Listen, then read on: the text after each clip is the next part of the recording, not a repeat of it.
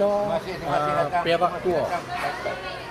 Perak sebelum 1528. Kerajaan Gangga dia didirikan pada tahun 850 Masehi oleh Raja Ganjur Sirjuna daripada Kedah Tua. Saya buat rakaman sikit untuk saya nak dokumentasi.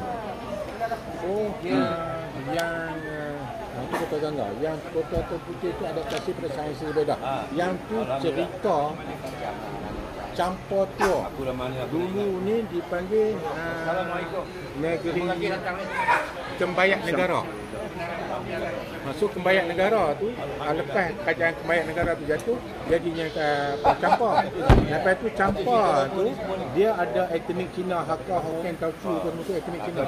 Etnik Cina ni, etnik Bek ni, dia masuk dalam negeri campur tu, kemudian dia bina kekuatan. Bila dia cukup kuat, dia bantai Raja Campur tu, dan dia ambil negeri campur tu, dijadikan Vietnam.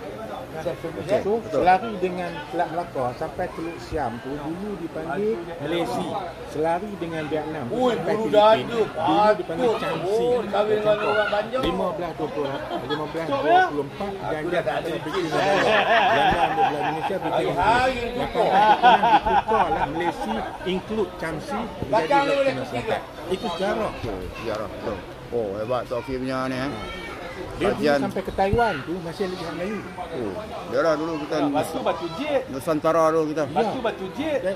Story. So galeri Batu Jet. Kau punya. Bila saya buat benda tu gantung dekat kitab tua tu. Tanda Maharaja tu. Oh, pasal. Nampak sangat data yang tu pasang kan? Tak ada. Kita cari sendiri. Yang ada jasa. Kita sekarang ni Macam mana kita kena faham bila ni orang rumah sakit, kena mula balik kita kena daripada cari sendiri. Dia akan cari tahu kita berapa banyak pembantu dia pun dia kita bermula dengan wasiat Nabi Hadi, wasiat Rusli Dobi, wasiat Bung Karno, wasiat Buya Hamka, wasiat Raja-Raja Melayu. Kau panggil seorang cakap Dia ini adalah wasiat-wasiat. Wasiat ni ditinggalkan oleh orang yang dah mati. Yang nak melaksanakan wasiat siapa dia? Orang yang ditinggalkan lah. Kita generasi yang hidup. Wasiat.